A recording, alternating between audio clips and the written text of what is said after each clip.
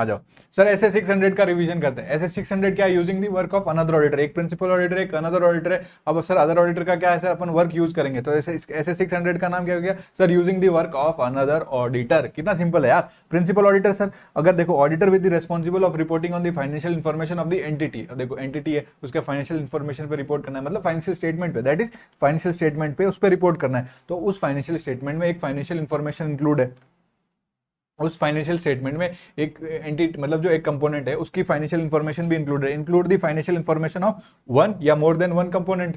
जो ऑडिट की किसने? अदर ऑडिटर ने या अनदर ऑडिटर ने ऑडिट किए, तो उस केस में अपन क्या करेंगे, उसका काम यूज करेंगे उस अदर ऑडिटर का काम।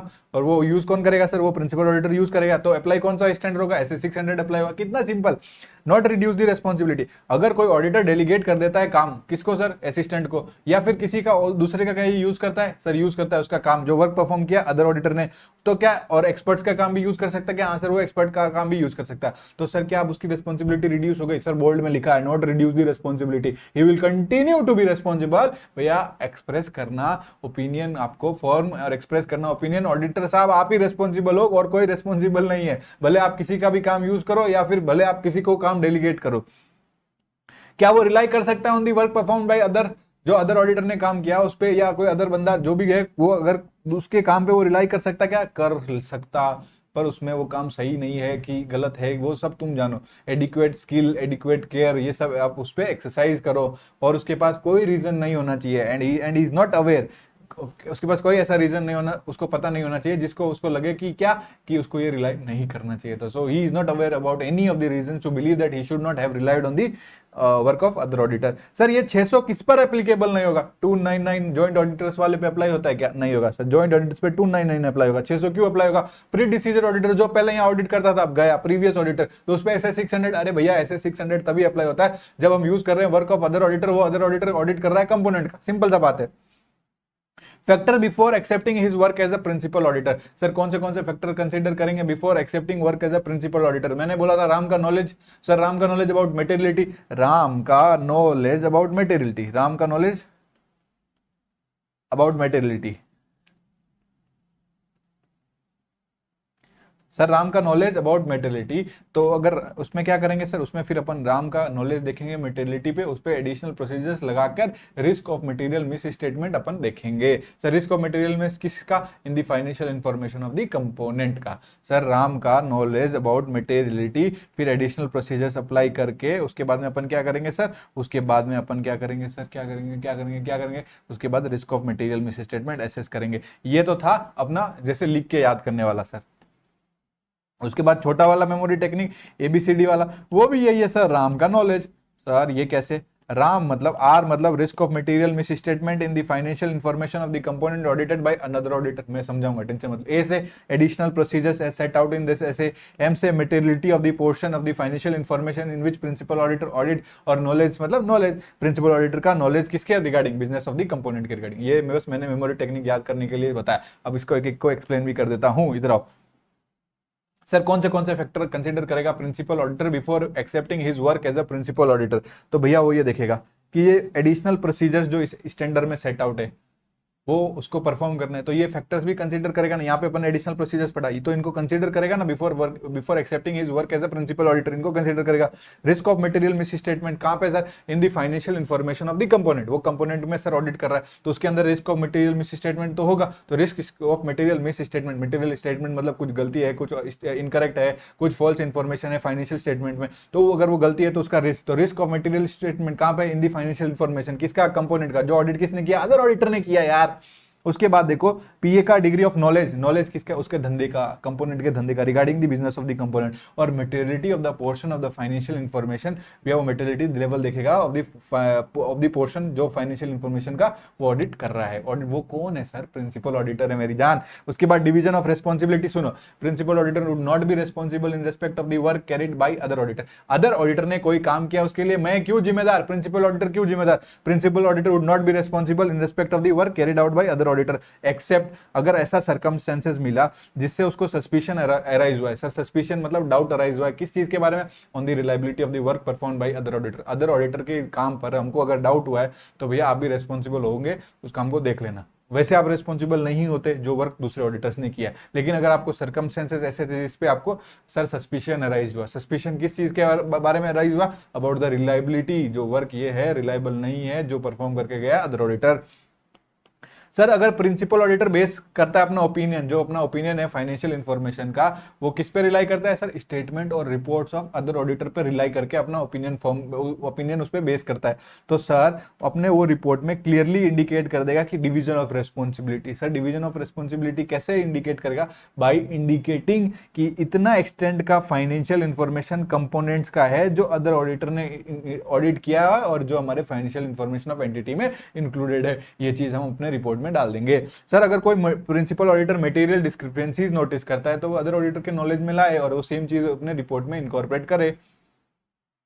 सर अपना favourite topic, sir principal auditor का प्रोसीजर्स बताओ ना। प्रिंसिपल ऑडिटर का प्रोसीजर्स ये है कि वो विजिट कर सकता है कंपोनेंट्स को और एग्जामिन कर सकता है books of accounts, books of accounts of component. भैया प्रिंसिपल ऑडिटर का राइट है ना, वहां पे जाके क्या कर सकता है, विजिट कर सकता है कंपोनेंट विजिट कर सकता है। अगर कोई कंपनी की सब्सिडरी है उस कंपनी की सब्सिडरी में जा सकता है, कोई कंपनी है उसकी ब्रांच है उस कंपोनेंट है, कोई जेवी है तो वहां जाके विजिट तो कर ही सकता है। Visit the component, examine the books of accounts, कोई दिक्कत नहीं है, कंसिडर कर सकते हैं उसका। वहां पे जाएंगे तो क्या कंसिडर करेंगे, professional competence of the other auditor. भैया ये अदर ऑडिटर सीए है कि नहीं है, प्रोफेशनली कंपिटेंट है कि नहीं, इसके पास क्वालिफिकेशन है कि नहीं, या नॉलेज है कि नहीं, मतलब साफ समझदार है कि नहीं, प्रोफेशनली कंपिटेंट है कि नहीं है। सो सर अब सर प्रोसीजर्स बता दो। प्रोसीजर्स मैंने आपको कैसे बताया, एडवाइस करो अदर ऑडिटर को regarding the use of his work. A other auditor तेरा काम मैं यूज करूंगा, तेरी रिपोर्ट मैं यूज करूंगा, इसलिए मैं तुझे एडवाइस कर रहा हूं। Advice other auditor regarding the use of his work and report, और सफिशिएंट अरेंजमेंट कर लेना कोऑर्डिनेशन के लिए प्लानिंग स्टेज पे, ठीक है सर।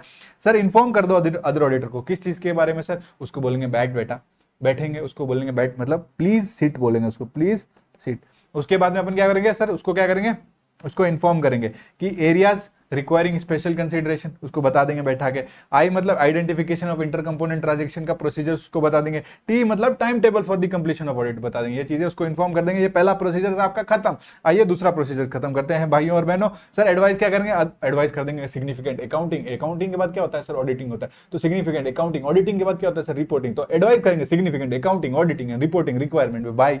उसके बाद में सर प्रिंसिपल ऑडिटर डिस्कस करेगा। सर क्या डिस्कस करेगा, अदर ऑडिटर के साथ डिस्कस करेगा कि ये प्रोसीजर्स अप्लाई हुए, तो वो अदर ऑडिटर के साथ डिस्कस कर लेगा और रिव्यू कर लेगा। रिटर्न समरी किस चीज की, कोई फाइंडिंग मिली उसकी समरी, और जो प्रोसीजर्स लगाए हैं अदर ऑडिटर के प्रोसीजर्स के उसकी समरी भी वो रिव्यू कर लेगा और कंसिडर कर लेगा सिग्निफिकेंट फाइंडिंग्स, जो सिग्निफिकेंट फाइंडिंग्स उसको मिली, और लास्ट में डॉक्यूमेंट कर लेगा अपने वर्किंग पेपर्स, उसमें जो कंक्लूजन वगैरह रीच्ड हुई है वो भी कर लेगा। सर ये आप देखो प्रिंसिपल ऑडिटर का प्रोसीजर्स, प्रिंसिपल ऑडिटर का प्रोसीजर्स। तो सर अगर आप इधर देखो, पहले क्या करेगा, एडवाइस करेगा। एडवाइस क्या करेगा, use of his work and report, यही पहला पॉइंट था। और उसको इन्फॉर्म कर देगा एसआईटी मतलब sir areas requiring special consideration. I for inter component का ट्रांजेक्शन का कैसे आइडेंटिफिकेशन, और टी मतलब time table for completion of audit. Very simple, advice कर देगा सारा ज्ञान बांट दो आज। सारा मतलब सर सिग्निफिकेंट अकाउंटिंग के बाद ऑडिटिंग के बाद रिपोर्टिंग सर। उसके बाद में सर इस भाई को देखो, सर ये भाई अपना प्रिंसिपल ऑडिटर, ये चश्मे वाला भाई कौन है सर, ये चश्मे वाला भाई जो स्पेक्स पहन के बैठा है वो है आपका अदर ऑडिटर। उसके पास काम कम है तो वो कूल है।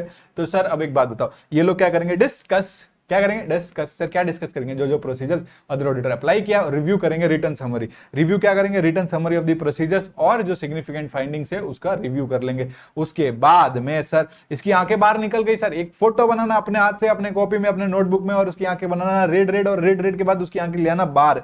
सर ये बाहर इसकी आंखें क्यों आ गई, क्योंकि इसको सिग्निफिकेंट फाइंडिंग मिली थी अदर ऑडिटर को। तो प्रिंसिपल ऑडिटर जब ये सिग्निफिकेंट फाइंडिंग कंसीडर कर रहा है तो इसकी आंखें बाहर आ गई सर। और उसके बाद में डॉक्यूमेंट कर लेंगे वर्किंग पेपर। कितना सिंपल है, ऐसा फोटो बनाना, दिमाग में फोटो बनेगा और एग्जाम में 5 नंबर मिलेगा, ठीक है। सर रिपोर्टिंग कंसिडरेशन बताओ। सर आप एक्सप्रेस, प्रिंसिपल ऑडिटर भैया आप एक्सप्रेस कर देना क्वालिफाइड और डिस्क्लेमर ऑफ ओपिनियन। कब सर, जब लिमिटेशन ऑफ स्कोप हुआ है। सर लिमिटेशन ऑफ स्कोप मतलब हम लोग नहीं ऑब्टेन कर पाए हैं sufficient and appropriate audit evidence. तो पी जब कंक्लूड करता है कि work of other auditor use नहीं कर सकते, एंड लिखा है work of other auditor cannot be used, और P has not been able to perform sufficient audit procedures, वो क्या सफिशिएंट ऑडिट प्रोसीजर्स परफॉर्म नहीं कर पाया regarding the financial information of the component जो ऑडिट कर रहा है अदर ऑडिटर। तो सर सुनो, वर्क वो उसका यूज नहीं कर पाया, सफिशिएंट एडिशनल प्रोसीजर्स क्या है वो नहीं परफॉर्म कर पाया, तो सर वो क्या कर देगा, एक्सप्रेस कर देगा क्वालिफाइड ओपिनियन और डिस्क्लेमर ऑफ ओपिनियन आप लोग को अच्छे से पता है, अगर आप लोग ने मेरी क्लासेस देखी है तो सर अगर ऑडिट एविडेंस अगर अपन ऑब्टेन नहीं कर पाते, तो अगर ऑब्टेन एविडेंस अगर अपन नहीं ऑब्टेन कर पाते तो सर इधर फिर से देखो ऑडिट जो unable to obtain audit evidence, unable to obtain audit evidence को मैं ए ई लिख रहा हूं, ये यू है, ठीक है।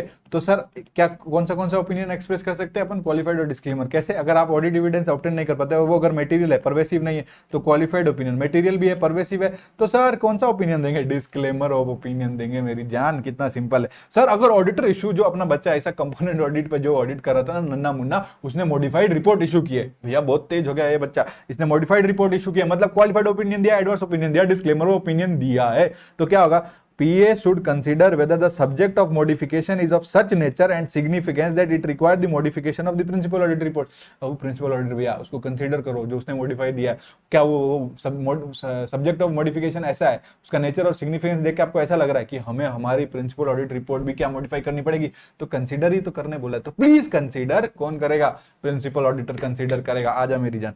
और सर बहुत सिंपल सा है, कोऑर्डिनेशन बिटवीन, ये कोऑर्डिनेट करो, आपस में लड़ना नहीं, कोऑर्डिनेट करके काम करना है। सफिशिएंट लाइजन मतलब कम्युनिकेशन चालू रखना between principal auditor and other auditor. तो प्रिंसिपल ऑडिटर अदर ऑडिटर क्या करेंगे सर, सफिशिएंट लाइजन करेंगे between the principal auditor and other auditor. Other auditor क्या करेगा, कोऑर्डिनेट करेगा प्रिंसिपल ऑडिटर के साथ। प्रिंसिपल ऑडिटर बड़ा है तो वो एडवाइस कर सकता है ना सर कि वो मैटर भैया तू देखना, any matter having an important bearing on the other auditor work, भैया इसका इस मैटर का आपके काम पे बहुत प्रभाव पड़ सकता है अदर ऑडिटर, तो मेरी बात सुन, तो वो उसको एडवाइस कर देगा, प्रिंसिपल ऑडिटर अदर ऑडिटर को एडवाइस कर देगा, any matter having important bearing on the other audit का काम पे। सर वो कहेगा, वो चाहेगा तो may require other auditor to answer a detail questionnaire भेजेगा, बोलेगा वो कि ये तू आंसर करके भेज, तो वो क्या करेगा, other auditor should respond to such questionnaire on the timely basis. कितना सिंपल लिखा है। अब रोल में वो ऊपर वाले पॉइंट्स में खेले हैं लोग, इन्होंने कहा कि मैं इशू कर दूंगा रिटर्न कम्युनिकेशन, तो हमने कहा कि रिटर्न कम्युनिकेशन इशू कर देगा। अगर वो रिटर्न कम्युनिकेशन इशू करता है तो रोल ऑफ अदर ऑडिटर में हमने ऐसे याद किया था कि ये कोऑर्डिनेट कर लेगा। तो सर अगर उसने एडवाइस किया अदर ऑडिटर को, कोई भी मैटर उसका जब आया जिसका इंपॉर्टेंट बियरिंग होगा on the other auditor work, तो अगर उसने एडवाइस किया तो ये इंश्योर करेगा कंप्लायंस। सेकंड पॉइंट था इंश्योर कंप्लायंस। कंप्लायंस किससे इंश्योर करेगा, स्टैट्यूटरी रिक्वायरमेंट से सर, और ये आंसर करने के लिए बोल सकता है डिटेल क्वेश्चनियर को, और ये उस पर रेस्पॉन्ड करेगा। ऐसे 600 कंप्लीट। 610 का रिवीजन स्टार्ट करते हैं। रिवीजन में ऐसे 610 में अगर आप ऐसे देखोगे 610 1 लिखा हुआ है, आई लिखा हुआ है बीच में रोमन नंबर में, अगर अपन ऐसे देखेंगे तो using the work of internal auditor, बीच में लिखा है आई, मतलब यूज करेंगे the work of internal auditors, और इंटरनल ऑडिटर का काम यूज करेंगे। सर इसका स्कोप क्या है भैया, सर उनका आप काम यूज कर लो सीधे सीधे इंटरनल ऑडिट फंक्शन का, या फिर आप क्या कर लो सर, आप यूज कर लो इंटरनल ऑडिटर्स को जो टू प्रोवाइड डायरेक्ट असिस्टेंस, मतलब उनको अपन डायरेक्ट असिस्टेंस के लिए यूज कर सकते हैं, मतलब डायरेक्ट हेल्प, डायरेक्ट उनसे काम करवा लेंगे अपन डायरेक्ट काम करवाने के लिए उसको बोलेंगे, असाइन करेंगे और बोलेंगे अपने जब काम करेंगे अपने डायरेक्शन, अपने सुपरविजन और उसका रिव्यू करेंगे। अपन कौन सर, एक्सटर्नल ऑडिटर है। सर अपन क्या करेंगे, यूज करेंगे इंटरनल ऑडिट फंक्शंस का, हाँ सर यूज कर सकते हैं, और उनको यूज कर सकते हैं, इंटरनल ऑडिटर्स को यूज कर सकते हैं टू प्रोवाइड डायरेक्ट असिस्टेंस दे, हमें हेल्प करें, मतलब उस हमारे काम में वो हमें असिस्ट करेंगे, और उस पर हम लोग क्या करेंगे सर, अंडर वो जो असिस्टेंस करेंगे हम अंडर हमारे डायरेक्शन, हमारी सुपरविजन, और हम उसका रिव्यू भी करेंगे, review of the external auditor. ये ऐसे अप्लाई नहीं होगा अगर एंटिटी के पास इंटरनल ऑडिट फंक्शन नहीं है। सर ये इंटरनल ऑडिट फंक्शन क्या है सर इंटरनल ऑडिट फंक्शन आप अगर देखोगे तो उसमें गवर्नेंस होता है, रिस्क मैनेजमेंट होता है और इंटरनल कंट्रोल होता है। सर देखो आपको मैं समझाता हूँ इंटरनल ऑडिट फंक्शन का ऑब्जेक्टिव और स्कोप क्या होता है, मतलब इस इंटरनल ऑडिट फंक्शन के दायरे में क्या क्या आता है, स्कोप मतलब इसके अंदर क्या क्या आता है। सर ये क्या क्या कर सकते हैं इंटरनल ऑडिट फंक्शन में, ये लोग क्या करते हैं इंटरनल ऑडिटर्स वगैरह, तो activities relating to governance, activities relating to governance, activities relating to risk management, activities relating to internal control. तो सर आप देखो activities relating to internal control में आप देखो इवेल्युएशन करेंगे इंटरनल कंट्रोल का, इंटरनल कंट्रोल को इवेल्युएट करेंगे, भैया मेकर चेकर कंट्रोल है, सेग्रीगेशन ऑफ ड्यूटीज है, तो ये सारे कंट्रोल सही से है ना, तो ये अपन इवेल्युएट करेंगे। Evaluation of internal control, examination of financial information and operating information, financial और ऑपरेटिंग इन्फॉर्मेशन को क्या एग्जामिन करेंगे और रिव्यू करेंगे, ऑपरेटिंग एक्टिविटीज का रिव्यू करेंगे क्या सर, जो कंप्लाइंस हो रहा है कि नहीं विद लॉज एंड रेगुलेशंस का। उसके बाद में activities relating to risk management, अगर इंटरनल कंट्रोल सही से काम नहीं कर रहे, मतलब रिस्क है, तो अपना रिस्क मैनेजमेंट का भी काम है, आइडेंटिफाई करेंगे और इवेल्युएट करेंगे सिग्निफिकेंट रिस्क, अगर कोई सिग्निफिकेंट रिस्क है उसको आइडेंटिफाई करेंगे और डिटेक्शन ऑफ फ्रॉड में भी इस पे अपन काम करेंगे। Activities relating to governance, governance मतलब एंटिटी चल कैसे रही है, एंटिटी के प्रोसेस देखेंगे, एथिक्स देखेंगे, वैल्यूज देखेंगे, परफॉर्मेंस मैनेजमेंट करेंगे, अकाउंटेबिलिटी सही से है कि नहीं है ये देखेंगे, और कम्युनिकेट करेंगे, रिस्क एंड कंट्रोल इन्फॉर्म। ये तो बेसिक है, objective and scope of internal audit function. तो इंटरनल ऑडिट क्या हुआ sir, internal function of an entity design to evaluate and improve the effectiveness. ये क्या सर किस लिए डिजाइन हुआ कि इवेल्युएट करो और उसके बाद में इंप्रूव करो। पहले क्या सर, इवेल्युएट करके इंप्रूव करेंगे, क्या क्या सर, एंटिटी का गवर्नेंस, रिस्क मैनेजमेंट, और क्या सर, इंटरनल कंट्रोल के प्रोसेसेस मतलब इंटरनल कंट्रोल। डायरेक्ट असिस्टेंस मतलब इंटरनल ऑडिटर्स को हम बोलेंगे कि प्लीज आप ये परफॉर्म करिए हमारे लिए, हमें असिस्ट करिए, ये ऑडिट प्रोसीजर्स परफॉर्म कर दीजिए हमारे लिए, हमारे डायरेक्शन, हमारे सुपरविजन, और हम उसके क्या करेंगे, रिव्यू करेंगे, एक्सटर्नल ऑडिटर उसका रिव्यू करेगा। वेरी सिंपल सर, कौन सा वर्क यूज कर सकता है एक्सटर्नल ऑडिटर, सर मैंने आपको बताया था कॉस्ट। कॉस्ट मतलब ऑपरेटिंग इफेक्टिवनेस ऑफ कंट्रोल, ये जो मेकर चेकर का कंट्रोल है ये ऑपरेटिंग कर रहा है ना इफेक्टिवली। सर ओ मतलब sir observation of inventory count. S मतलब सब्सटेंसिव प्रोसीजर जिसमें लिमिटेड जजमेंट लगता है। टी से ट्रेस करेंगे ट्रांजेक्शंस को थ्रू द इंफॉर्मेशन सिस्टम, उस ट्रांजेक्शन को अपने इंफॉर्मेशन सिस्टम मतलब अपने उसको उस ट्रांजेक्शन को ढूंढ के निकाल के दे देगा आपको इंटरनल ऑडिटर का जो इंटरनल ऑडिट फंक्शन या इंटरनल ऑडिट जो भी बोलो। टेस्ट करना हो अगर compliance with laws and regulation तो ये वाला में भी हम यूज कर सकते हैं work of internal audit function. आपको इवेल्युएट करना है कि ये जो work of internal audit function है वो मैं यूज करूं कि नहीं करूं for the purpose of audit.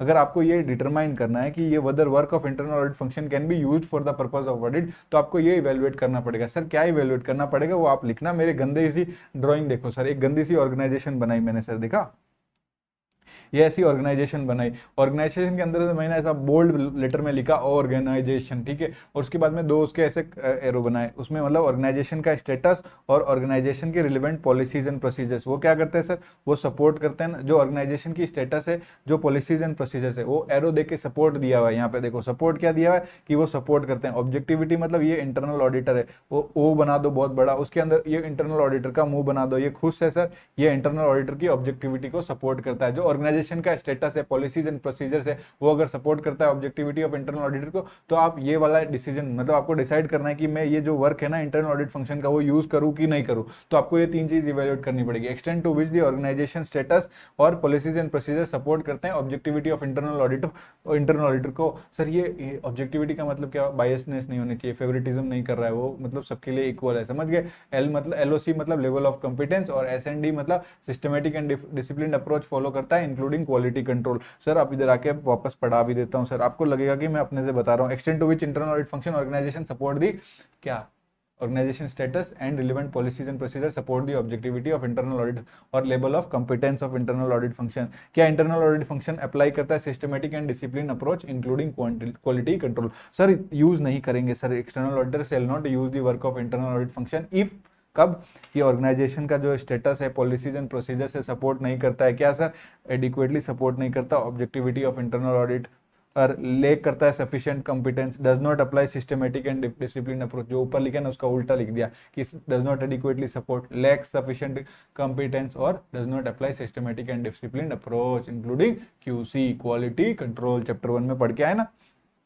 Sir. आपको डिटरमाइन करना है नेचर एंड एक्सटेंट, मतलब कौन सा वर्क, कोई नहीं बैटरी कम है तो कोई टेंशन नहीं, nature and extent of work of internal audit function that can be used. तो डिटरमाइनिंग द नेचर मतलब कौन सा टाइप का काम किस एक्सटेंट तक आप यूज कर सकते हो work of internal audit function. तो आपको ऐसे याद करना है, कैसे याद करना है सर, नेचर, क्वेश्चन में लिखा ना कि नेचर एंड एक्सटेंट, लिखा ना सर, आपको डिटरमाइन करना है nature and extent of work जो इंटरनल ऑडिट फंक्शंस का यूज किया सकता है। तो आप लिखो नेचर एंड एक्सटेंट, उसमें क्या करेंगे, नेचर एंड एक्सटेंट में अपन क्या करेंगे, एसजे मतलब सिग्निफिकेंट जजमेंट, आप पूरा लिखना सिग्निफिकेंट जजमेंट, उसको कम्युनिकेट कर देंगे टीसीडब्ल्यूजी को, तो लिख देना 260 में कम्युनिकेट करते हैं विद टीसीडब्ल्यूजी। अब इधर आओ सर, एक्सटर्नल ऑडिटर कंसीडर करेगा नेचर एंड एक्सटेंट मतलब nature and scope of work जो परफॉर्म किया इंटरनल ऑडिट फंक्शन ने, तो इससे याद रहेगा नेचर एंड स्कोप, बात खत्म। एक्सटेंट से क्या याद रखना है sir, extent of involvement of external auditor. भैया जब अपन यूज कर रहे हैं work of internal audit function to the extent plan, क्या वो would still result in external auditor being sufficiently involved in the audit, वो सफिशिएंटली इन्वॉल्वड है ना ऑडिट में। उसके बाद में एसजे मतलब significant judgement. Sir external auditor को करने पड़ेंगे सिग्निफिकेंट जजमेंट, क्या करने पड़ेंगे, सिग्निफिकेंट जजमेंट तो एक्सटर्नल ऑडिटर को ही करने पड़ेंगे, इंटरनल ऑडिट से थोड़ी कराएंगे भैया। जहाँ पे ज्यादा जजमेंट इन्वॉल्व है, ज्यादा जजमेंट कहाँ पे इन्वॉल्व होता है सर, जहाँ पे प्लानिंग एंड परफॉर्मिंग करनी है सर सर आपको ऑडिट प्रोसीजर्स, क्या ऑडिट प्रोसीजर्स लगाने, ये आप इंटरनल ऑडिट फंक्शन से थोड़ी डिसाइड करवाओगे। इवेल्युएट करने हैं जो ऑडिट एविडेंस आपने गैदर किया, भैया ऑडिट एविडेंस गैदर कर लिया आपने, मिल गया आपको, ये इवेल्युएट करने के लिए आप इंटरनल ऑडिट फंक्शंस को लगाओगे क्या? नहीं सर। तो external auditor shall make all the significant judgement, जहां पे मोर जजमेंट इन्वॉल्व है sir, planning and performing audit procedures के रिगार्डिंग देख लो, या इवेल्युएट करने audit evidence gathered, higher assess risk of material misstatement, आपने एसेस किया risk of material misstatement ज्यादा है, तो यहाँ पे एक्सटर्नल ऑडिटर खुद करेगा make all the significant judgement. आपको ये ऊपर वाले 2 पॉइंट कॉपीड है कि भैया लोअर लेवल ऑफ कॉम्पिटेंस है, मतलब आपको उसकी काबिलियत पे डाउट है, कॉम्पिटेंस मतलब लोअर लेवल ऑफ कॉम्पिटेंस, उसकी काबिलियत, इंटरनल ऑडिट फंक्शन की काबिलियत पे आपको डाउट है, उसको लगता है, आपको लगता है कि वो कॉम्पिटेंट नहीं है, जो आपने ये जो internal audit functions organisation status था, रिलेवेंट पॉलिसीज एंड प्रोसीजर्स था, वो एडिक्वेटली सपोर्ट करता है objectivity of internal audit functions को, इंटरनल ऑडिटर्स को, तो यहाँ पे अपन लेस मतलब वो कम सपोर्ट करता है, या फिर लोअर लेवल ऑफ कॉम्पिटेंस है, या फिर मोर जजमेंट है, या फिर higher risk of material misstatement है, तो इस सारे केसेस में सिग्निफिकेंट जजमेंट कौन करेगा? एक्सटर्नल ऑडिटर ही करेगा। सर नेचर एंड एक्सटेंट हो गया, तो nature and scope, extent to extent of which involvement, SJ मतलब सारे सिग्निफिकेंट जजमेट, और एसए 260 मतलब, और एक्सटर्नल ऑडिटर क्या करेगा? कम्युनिकेट कर देगा टीसीडब्ल्यूजी को कि उसका प्लान स्कोप क्या है, टाइमिंग ऑफ ऑडिट क्या है, प्लान स्कोप और टाइमिंग ऑफ ऑडिट, ये 260 में हम लोग पढ़ के आए, यही कम्युनिकेट करते हैं, scope and timing of audit, कि स्कोप में क्या क्या कवर किया और टाइमिंग ऑफ ऑडिट। और एक चीज और कर देना 610 में, मतलब 610 के हिसाब से सोचो क्या कम्युनिकेट करेगा कि एक्सटर्नल ऑडिटर ने कैसे प्लान किया है to the use of the work of internal auditor. Sorry थोड़ा जल्दी पढ़ाना पड़ रहा है, रिवीजन है।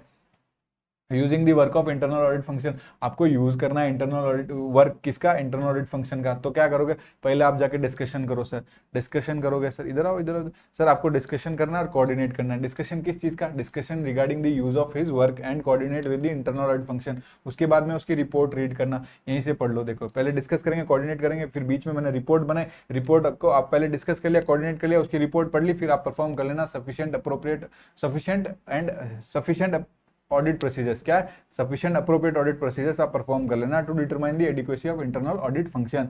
और जो वर्क परफॉर्म हुआ है वो क्या है? प्रॉपर्ली प्लान्ड है, रिव्यूड है, डॉक्यूमेंटेड है, सुपरवाइज्ड है, और sufficient appropriate audit evidence obtained हुआ है, और कंक्लूजन जो रीच हुए हैं अप्रोप्रिएट है। इसका आप क्या कर लोगे? इसका इवेल्युएशन कर लोगे। सर आप क्या क्या बोल रहे हो? इधर आओ। जब आप यूज कर रहे हो दी work of internal audit function, तो आपको क्या करना है? डिस्कशन करना है regarding the planned use of its work, कि मैं इस हिसाब से आपका वर्क यूज करूंगा, और कोऑर्डिनेशन करना विद इंटरनल ऑडिट फंक्शन।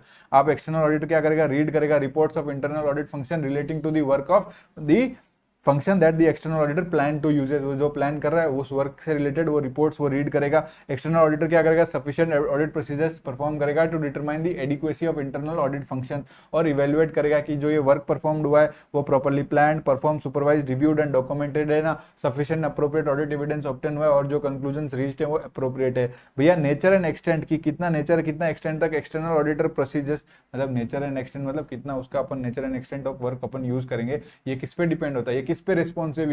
ये रेस्पॉन्सिव है कि एक्सटर्नल ऑडिटर का जो इवैल्यूएशन है। सर वो किस चीज का इवैल्यूएशन? ये same 4 point, amount of judgment, assess risk of material misstatement, internal audit का जो ऑर्गेनाइजेशन का फंक्शन है वो कितना सपोर्ट करता है, और ले लो क्या सपोर्ट करता है सर? सपोर्ट करता है sir objectivity of internal auditors. ये लाइन मैं तीसरी बार बोल रहा हूँ, भूलना नहीं है। और लेवल ऑफ कॉम्पिटेंस। तो ये इधर देखो, ये चारों point same ditto ditto report है। अगर आपने ये कॉपी में डायग्राम बनाया है तो आपको याद रहेगा। Discussion and coordination with internal audit function, read the reports, perform sufficient audit procedures to determine the adequacy of internal audit function, और वर्क जो प्रॉपर्ली प्लान्ड है, सुपरवाइज्ड है, रिव्यूड है, डॉक्यूमेंटेड है, sufficient appropriate audit evidence obtain है, conclusion जो reach हुआ वो अप्रोप्रिएट है। नेचर और एक्सटेंट क्या है सर? नेचर और एक्सटेंट क्या है सर? वो shall be responsive of external auditor evaluation of 4 चीज। वो 4 चीज मैं 4 बार नहीं बोलूंगा, बता चुका हूँ। External auditor shall not use an internal auditor to provide direct assistance. भैया एक्सटर्नल ऑडिटर इनको डायरेक्ट असिस्टेंस के लिए यूज मत करना इंटरनल ऑडिटर्स को।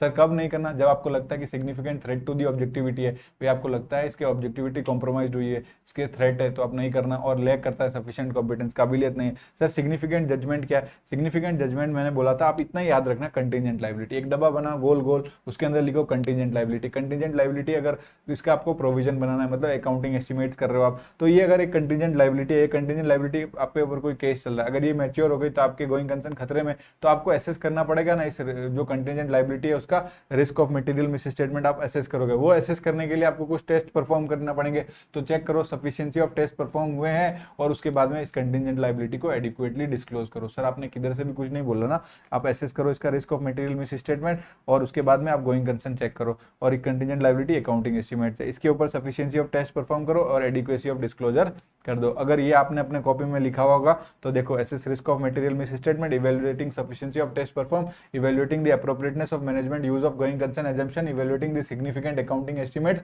Evaluating the adequacy of disclosure in financial statement. ऐसे ही याद रहता है मेरी जान, और कभी नहीं भूलोगे।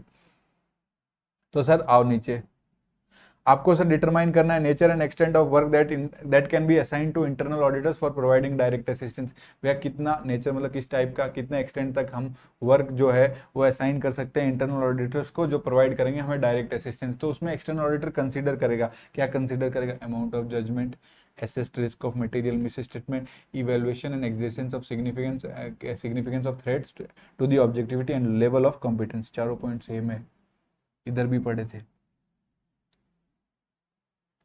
ये इधर, ठीक है, इधर भी पढ़े थे। Level of come same point है, थोड़ा अलग तरीके से लिखा है, अगर आपको दिमाग में जमेगा तो आपको याद आ जाएगा कि अगर अपने को डिटरमाइन करना है कि मैं ये डायरेक्ट असिस्टेंस के लिए कितना काम असाइन करूं इंटरनल ऑडिटर फंक्शन को या इंटरनल ऑडिटर्स को, तो एक्सटर्नल ऑडिटर क्या कंसीडर करेगा, amount of judgment. Amount of judgment में हमने लिखा था, पढ़ा था, प्लानिंग और परफॉर्मिंग करना है रिलेवेंट ऑडिट प्रोसीजर्स, और इवेल्युएट करना है जो ऑडिट एविडेंस गैदर्ड हुआ है, ठीक है। एसेस करना है risk of material misstatement, evaluation करना है किस चीज का sir, evaluation of existence and significance of threat to the objectivity and level of competence. कितना सिंपल है सर, इस काम के लिए तो आप डायरेक्ट असिस्टेंस के लिए, अरे मेरे को लगा था मैंने ये क्वेश्चन के लिए यहाँ पे क्वेश्चन मार्क नहीं किया, बट यहाँ पे मैंने किया, आई एम सो गुड यार। तो sir the external auditor shall not use internal auditor to provide direct assistance to perform the procedures, बहुत इंपॉर्टेंट है। तो आप यहाँ पे इनको यूज नहीं कर सकते। The external auditor shall not use internal auditor to provide direct assistance to perform ये वाले प्रोसीजर्स। ये वाले के लिए मेरे भाई एक्सटर्नल ऑडिटर, आप इंटरनल ऑडिटर्स को डायरेक्ट असिस्टेंस के लिए यूज मत करना। कहाँ पे, जहाँ पे सिग्निफिकेंट जजमेंट है तो वहाँ पे आप मत यूज करना। सिग्निफिकेंट जजमेंट क्या होते हैं बता चुका हूँ। सर क्या बताया सर, कंटिजेंट लाइबिलिटी वाला एग्जांपल देके अकाउंटिंग एस्टिमेट का evaluation, sir adequacy of disclosure, assessing risk of material miss statement, ये सारा बता चुका हूँ, दोबारा नहीं बता रहा। तो ऐसे सिग्निफिकेंट जजमेंट में जो डिसीजन लेगा वो एक्सटर्नल ऑडिटर लेगा कि इंटरनल ऑडिटर लेगा, या इंटरनल ऑडिटर को डायरेक्ट असिस्टेंस के लिए असाइन कर देंगे, नहीं करेंगे sir. Relate to the higher assessed risk of material misstatement, sir एक ही बात को दोबारा गोल गोल घुमाता है सर। तो sir relate to the higher assessed of risk of material where the judgment is more than limited, थोड़ा नहीं ज्यादा जजमेंट चाहिए तो एक्सटर्नल ऑडिटर, ये आप डायरेक्ट खुद ही करो, डायरेक्ट असिस्टेंस की मत सोचो यहाँ पे। सर अब तीसरा वाला उस वर्क से रिलेट करता है जिस वर्क को की रिपोर्टिंग कर रहा है इंटरनल ऑडिट फंक्शन मैनेजमेंट या टीसीडब्ल्यूजी की। तो जो रिपोर्टिंग वाला वर्क है, जो रिपोर्टिंग कौन कर रहा है, इंटरनल ऑडिट फंक्शन, तो सेम टू सेम उसको छापना थोड़ी, आप अपना खुद करो और एक्सटर्नल ऑडिटर खुद करेगा काम। और लास्ट वाला पॉइंट मैंने बोला था, अगर कोई भूल गया तो एग्जाम के बाद आप कॉलिंग, क्या एग्जाम के बाद कॉलिंग के नहीं, एग्जाम के बाद आप मुझे कॉल करना। तो सर अगर लास्ट वाला पॉइंट आप भूल गए कि अपन क्या पढ़ रहे हैं कि एक्सटर्नल ऑडिटर ये सब काम के लिए यूज नहीं करेगा, डायरेक्ट असिस्टेंस प्रोवाइड करने के लिए एक्सटर्नल ऑडिटर इंटरनल ऑडिटर्स को यूज नहीं करेगा। जहाँ पे सिग्निफिकेंट जजमेंट है, रिलेट करता है to the higher assessed of risk of material misstatement में, जहाँ जो जजमेंट है मोर देन लिमिटेड है, रिलेट करता है उस वर्क से जो उसकी रिपोर्टिंग मैनेजमेंट को या टीसीडब्ल्यूजी को इंटरनल ऑडिट फंक्शन कर रहा है। और लास्ट वाला वो पॉइंट है जो मैंने बोला था, अगर कोई भूल गया तो एग्जाम बाद मुझे कॉल करना, और मैं कॉल करने के आप मेरे को जब कॉल करोगे मैं आपको शाबाशी दूंगा। शाबाशी मतलब रिलेट टू दी डिसीजन जो एक्सटर्नल ऑडिटर इस स्टैंडर्ड में बनाएगा। सर वो डिसीजन जो एक्सटर्नल ऑडिटर को इस ऐसे में लेना है, इस ऐसे में क्या लेना है, using the work of internal audit function. मैं डायरेक्ट असिस्टेंस उसका लिए ये लूं कि नहीं हूं। तो एक बात बताओ, आपको ये डिसाइड करना है कि मैं डायरेक्ट असिस्टेंस लूं कि नहीं, कितना काम इंटरनल ऑडिट फंक्शन का यूज करूं। तो उसके लिए आप इंटरनल ऑडिटर्स को यूज करोगे क्या, उनकी असिस्टेंस लोगे क्या, ये डिसाइड करने में, ये उसके लिए नहीं करोगे आप, ठीक है। तो वेरी सिंपल पॉइंट, इन कामों के लिए आप इंटरनल ऑडिट फंक्शन मतलब आप यूज नहीं करोगे इंटरनल ऑडिटर्स को कि आपको डायरेक्ट असिस्टेंस दे, ठीक है। और आपको डिसाइड करना है कि डायरेक्ट असिस्टेंस लेने से पहले ये चीजें कंसीडर करनी है, वेरी सिंपल। सर आपको डिटरमाइन करना है कि इंटरनल ऑडिटर्स को आप डायरेक्ट असिस्टेंस के लिए यूज कर सकते हो for the purpose of auditor, जहां पे प्रोविड किया गया वहां तक वैसे भी यूज नहीं कर सकते, जहां पे प्रोविड नहीं किया वहां पे वही चेक करोगे। इवेल्युएशन एंड क्या evaluation, existence and significance of threat to the objectivity and level of competence, same line repeated बार बार।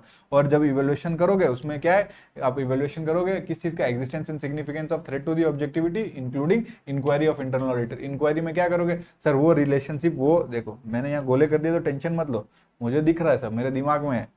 Sir inquiry of internal auditors में क्या करोगे सर, सर आप इंक्वायरी ऑफ इंटरनल ऑडिटर्स में ये इंक्वायरी करोगे रिगार्डिंग इंटरेस्ट एंड रिलेशनशिप, वो interest और रिलेशनशिप जो क्रिएट कर सकते हैं थ्रेट टू दी ऑब्जेक्टिविटी, तो उसकी इंक्वायरी कर लेना। गोल गोल घूम के वहीं आ गए।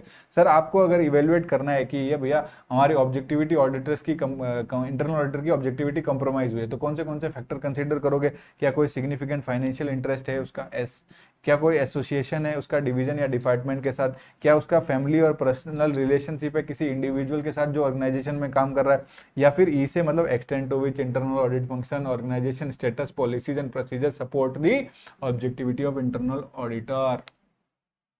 एक्सटर्नल ऑडिटर के अपने डॉक्यूमेंटेशन में क्या क्या इंक्लूड करेगा सर, वो वर्किंग पेपर जो प्रिपेयर किए इंटरनल ऑडिटर्स ने for providing the direct assistance.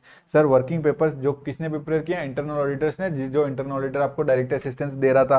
Written agreement आपने ऑथराइज रिप्रेजेंटेटिव या किसी इंटरनल ऑडिटर से लिया है, किसने रिव्यू किया है, किस डेट को रिव्यू किया है, एक्सटेंट ऑफ रिव्यू किया है वो। Sir evaluation and existence of significance of threat to the objectivity and level of competence of the internal auditors use to provide direct assistance. तो आपके 4 पॉइंट्स तो ऐसे ही हो गए। और basis for the decision regarding the nature and extent of the work जो perform किया internal auditor को, आपको याद रहे तो अच्छा, वरना 4 पॉइंट आपको याद रहेंगे। एक तो वर्किंग पेपर हो गया, एक रिटर्न एग्रीमेंट हो गया, WPWA, ठीक है। वर्किंग पेपर रिटर्न एग्रीमेंट और किसने रिव्यू किया, ठीक है, किसने रिव्यू किया, हु रिव्यूड, किस डेट को रिव्यू किया, किस एक्सटेंट को किया। और ये इवैल्यूएशन और existence and significance of threat to the objectivity of internal audit and level of competence of the internal auditors जिन्होंने आपको डायरेक्ट असिस्टेंस दिया है। ये वाली लाइन तो आप हर क्वेश्चन के आंसर में लिख सकते हो क्योंकि हर जगह रिपीटेड है, ठीक है। तो आपका इंटरनल ऑडिट फंक्शन का स्टैंडर्ड 610 खत्म हो गया। और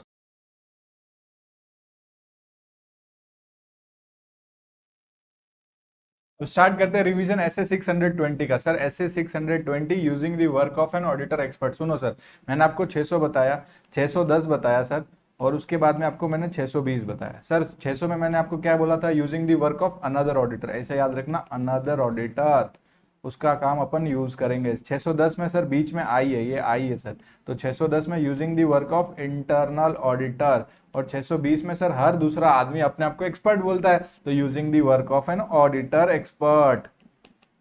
सिंपल। ये 600 सीरीज के तीनों स्टैंडर्ड्स के नाम कभी भी मत भूलना।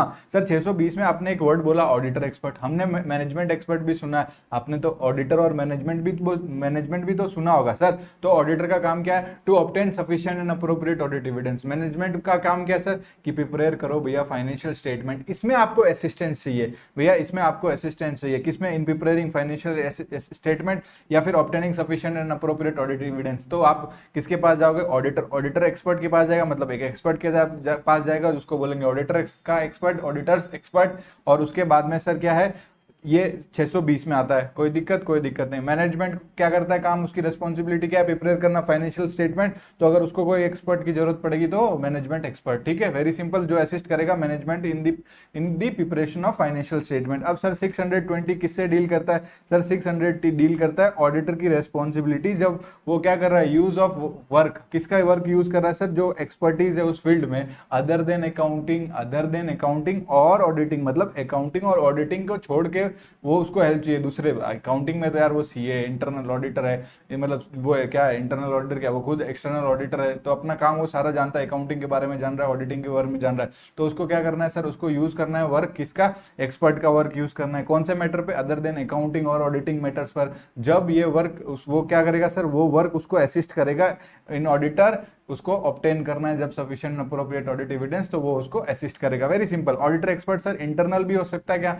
और एक्सटर्नल भी हो सकता है? हाँ जी सर, इंटरनल मतलब हमारे फर्म में हो सकता है एज अ पार्टनर स्टाफ या फिर टेम्पररी स्टाफ, और बाहर से अपन इसको हायर भी कर सकते हैं। सर मैनेजमेंट एक्सपर्ट कौन होता है? सर ये कोई इंडिविजुअल भी हो सकता है, कोई ऑर्गेनाइजेशन भी हो सकता है, इसको भी किसी फील्ड में एक्सपर्टीज है अदर देन अकाउंटिंग और ऑडिटिंग में है, और इसका काम यूज करके कौन यूज करेगा? Used by entity. और ये किस चीज में असिस्ट करेगा? Assist entity in preparing the financial statement. Very simple, very easy. तो सर कौन से ऐसे रिपोर्ट और ओपिनियन है जो आप ऑडिटर एक्सपर्ट से ले सकते हो, या फिर कौन से फील्ड में आपको अकाउंटिंग और ऑडिटिंग छोड़ के आपको कहाँ कहाँ एक्सपर्टीज चाहिए होगी ऑडिटर एक्सपर्ट की? तो मैंने आपको बताया, ये जब आपको क्वेश्चन आए तो आप दिमाग में एक फोटो बनाना, किस चीज की? सर गैस रिजर्व है, ये पूरा गैस रिजर्व का प्लांट है। यहाँ से सर मतलब ये क्या है सर, यहाँ से ऑयल निकलता है और गैस का वो जमीन में से ये लोग निकालते हैं, अपने को बस इतना ही समझना। तो वो अगर क्या करेंगे, ये जमीन में से वो गैस और ऑयल रिजर्व निकाल रहे, और इनको क्या, ये मशीनरीज है सारी, इनके प्लांट है, बिल्डिंग है, लैंड है, मशीनरी है, जो भी है, और उसके बाद में उसको ट्रीट करेंगे। बट कुछ पॉल्यूशन होता है सर, अगर इस पॉल्यूशन होता है तो मतलब हमारे पास इन्वायरमेंटल लाइबिलिटीज क्रिएट हो रही है। तो याद रखो, ये जमीन में से अपन क्या निकालेंगे? ऑयल गैस, और ऑयल या गैस क्या निकालेंगे? ऑयल और गैस। तो एस्टिमेशन कराना है कि कितना ऑयल है कितना गैस है, तो कौन बताएगा? सीए बोलेगा क्या लग रहा है 20 लीटर है एज पर इंडेक्स। ऐसा होता है क्या? ऐसे नहीं होता है सर। ये कौन करेगा? ये एक्सपर्ट करेगा estimation of oil gas and reserve. Very very simple. उसके बाद में जो ऊपर बिल्डिंग देख रहे हो, प्लांट एंड मशीनरी देख रहे हो, तो अंदर ऐसी बिल्डिंग के अंदर कोई फाइनेंशियल इंस्ट्रूमेंट्स भी हो सकते हैं, और कुछ इंटेंजिबल भी एसेट्स भी तो होंगे ना कंपनी के पास, तो इनका वैल्यूएशन करना है तो आप वैल्यूएशन कर सकते हो। ऊपर देखो ये जो पॉल्यूशन निकल रहा है, तो ये इन्वायरमेंटल लाइबिलिटी कर रहा कैलकुलेट। अब सर हमको ये लाइबिलिटी कैलकुलेट कराने, एक्चुअली से कैलकुलेट कराएंगे ये वाली भी liability, actual calculation of liabilities. अब सुनो, अगर इतनी बड़ी कंपनी है तो कुछ कॉन्ट्रैक्ट्स कर रही होगी, कुछ लीगल लॉज एंड रेगुलेशन इस पे अप्लाई हो रहे होंगे, लॉज एंड रेगुलेशन अप्लाई होंगे, कुछ कॉन्ट्रैक्ट करेंगे। अरे इतने भारी भारी कॉन्ट्रैक्ट नहीं समझ में आ रहे हमारे सीए को, ऑडिटर एक्सपर्ट को बुलाओ। तो सर वो ऑडिटर एक्सपर्ट क्या करेगा? इंटरप्रेट कर देगा इन कॉन्ट्रैक्ट लॉज और रेगुलेशन को। और जब इतना बड़ा काम कर रही है तो एक्सपोर्ट कर रही होगी, मल्टीनेशनल इश्यूज इन्वॉल्व हो रहे हैं, तो सर आपको लगता नहीं जो टैक्स कंप्लायंसेस के इशू भी ज्यादा होंगे, तो कॉम्प्लेक्स या अनयूजुअल टैक्स कंप्लायंसेस के इशू होंगे, तो इन सब में आपको असिस्ट कौन करेगा? असिस्ट करेगा auditor expert in obtaining sufficient and appropriate audit evidence. ऊपर आओ मेरे भाइयों, आपको याद रखना है सर, इधर आओ।